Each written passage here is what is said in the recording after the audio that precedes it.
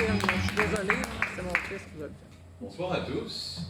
Alors, ce soir, je vais avoir mon cellulaire aux mains pendant tout le numéro, mais ne vous inquiétez pas. C'est certainement pas parce que j'ai pas assez appris mon texte pour le réciter sans garder mon cellulaire.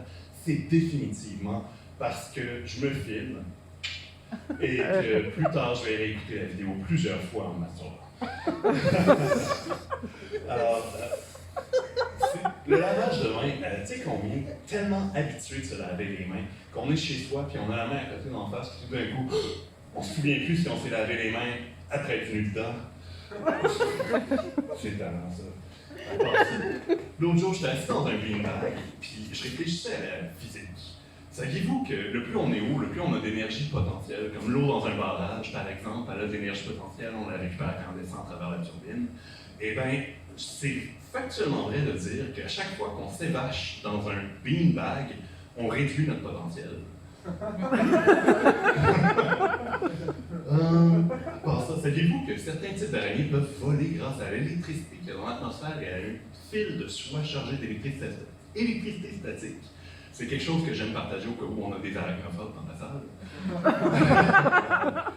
Ensuite, saviez-vous que 666 est le chiffre magique pour faire 3 ramen d'une shot dans mon micro-ondes? Sinon, saviez-vous que les pénis de canard peuvent atteindre 8 pouces de long et sont en tire-bouchon à avoir des pics dessus? Fait intéressant, je voulais le partager. Et saviez-vous que le felching réfère à une pratique sexuelle où on récupère du sperme du canal fécal à travers la succion avec la bouche? Un autre fait intéressant que je voulais partager. Ensuite, l'importance du contexte, c'est fou à quel point c'est important le contexte. L'autre fois, j'ai croisé quelqu'un dans la rue qui marchait dans la direction inverse et qui parlait au téléphone. Puis la seule chose que j'ai entendue de cette conversation, c'était qu'il a seulement perdu 3 doigts. Wow, le mot seulement est ce qui me surprenait dans cette émotion-là.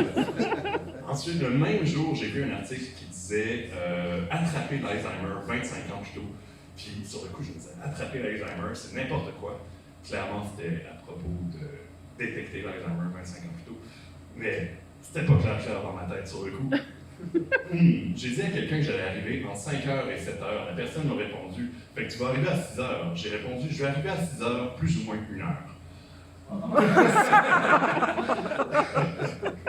Ensuite, c'est intéressant, il y a certaines questions qui n'ont pas vraiment besoin de réponse. Par exemple, comment faire pour forcer un étranger à nous demander, non, nous supplier de jamais remettre un faux bébé sur le toit de notre voiture?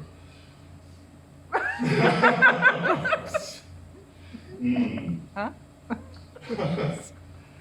Ensuite, je voudrais parler un peu de sexualité. On va parler de pornographie. Si jamais j'ai le budget pour avoir des belles décorations chez moi, j'aimerais ça avoir des cadres que, tu sais, à part d'avoir une peinture, tu as un écran. Puis, il y a des vidéos bien intéressantes sur Internet, une performeuse des arts sexuels qui a des orgasmes multiples assez extraordinaires. Et c'est quand vous avez des orgasmes multiples, si vous ne savez pas, c'est comme le clitoris devient très chatouilleux. Après ça, si tu continues de mettre de la vibration dessus, c'est comme un mal qui fait du bien, puis tu peux plus vraiment contrôler les faces que tu fais. Ça fait vraiment des phénomènes très, très intéressants. Et j'aimerais ça avoir le 30 secondes le plus intense d'une de ces vidéos-là qui joue en loop sur un cadre. Puis je voudrais avoir une caméra au-dessus qui regarde, qui suit les regards dans la salle. Puis à chaque, il n'y a pas de son, mais quand les gens regardent le cadre, le son part.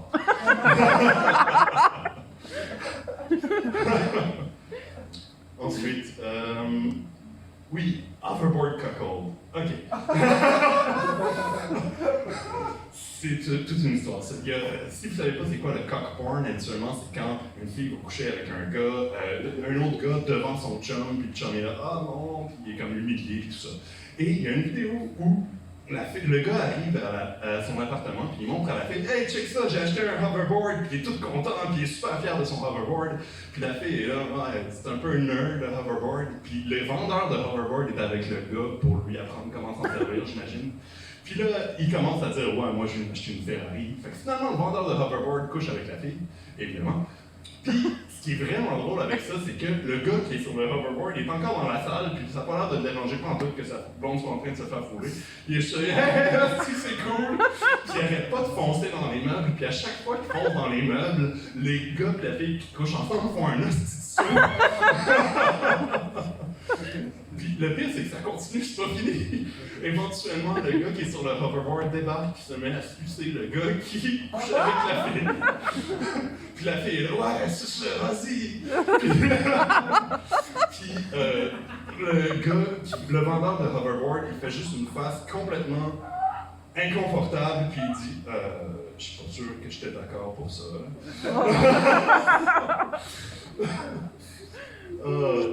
Ensuite, il y a une vidéo avec un japonais qui il fait des il est séduisant là, puis là il s'écarte les fesses, puis il y a des gens qui viennent lui rentrer un tube dans les fesses, puis ils mettent de l'eau avec des poissons dans ses fesses.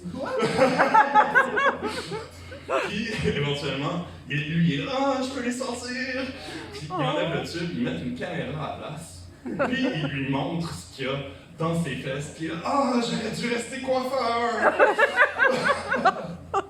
Je pense que j'aimerais vous parler un petit peu de moi. J'imagine que j'ai déjà partagé un peu sur moi avec ces jokes-là. Oui, ça m'arrive d'être un peu... j'ai déjà complimenté ma blonde sur le fait qu'elle portait pas de maquillage, de pas se plier aux standards de beauté sociétaux, que j'appréciais ça. Ensuite, j'ai fait l'erreur de la complimenter le jour où elle portait du maquillage. C'est plus ma blonde. Mais elle était trouble de personnalité limite, puis c'était un petit peu difficile à dealer de temps en temps. Elle m'a fait des coups un peu chiens vers la fin de notre relation. Fait que j'étais venu que j'avais pogné une espèce de tic verbal. Toutes les fois que je pensais aux affaires qu'elle m'avait faites et que ça allait en loop, je finissais par dire « Kill! Kill! » C'est pas vrai, je disais « Bitch ».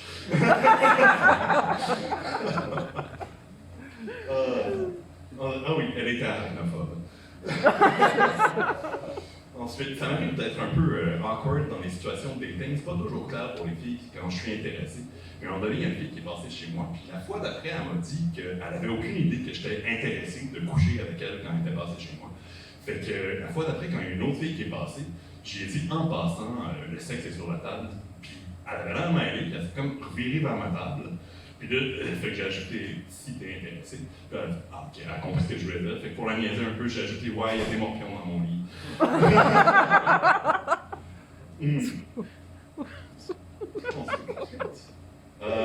Oui, polir les dents. J'ai découvert que quand j'avais pas de brosse à dents, je pouvais me polir les dents avec mon chandail avant de mettre au lavage. Puis l'autre jour, je portais un chandail qui était sale, ou en tout cas, il était propre depuis longtemps, disons. Puis, j'étais en train de me faire plaisir, puis j'étais sur le bord d'aller me coucher, et en terminant, je me suis rendu compte, oh shit, il n'y a rien autour pour terminer dedans, fait que j'ai fini à l'intérieur de mon chandail. Malheureusement, j'ai oublié avant d'aller me coucher.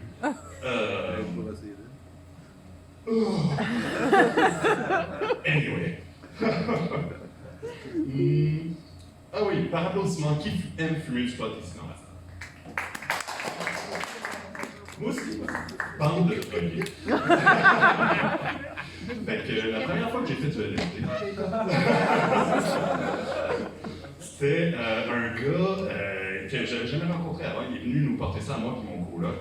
Puis on a fait ça ensemble et c'était bien étrange. Toutes les fois qu'il y avait un silence, il partait dans des espèces de poésie homo-érotique étranges. Genre le phare noir qui s'érige dans le noir qui est long et dur, dans la nuit noire. C'était vraiment spécial. Puis il arrêtait pas de rentrer dans notre bulle, que genre, mettons, j'allais chercher un lien sur Internet, ça fasse se retrouver ici. Et à un moment donné, mon coloc était juste trop gelé. Il a dit, je m'en vais me coucher, moi. Mais peu importe, un peu plus tard dans la soirée, j'étais encore sur l'ordinateur en train d'aller chercher quelque chose sur Google. Puis je sens quelque chose sur mon épaule, je pense qu'il m'a entendu soupirer. Parce qu'il a fait « Ah oui, excuse-moi, c'est vrai, ta bulle. » Puis quand je me suis reviré, j'ai vu que ce que j'avais senti sur son épaule, c'était son pénis. Puis tout d'un coup, j'ai halluciné que son pénis fleurissait.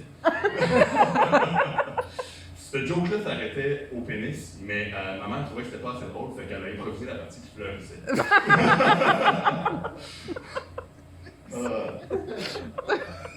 Ensuite.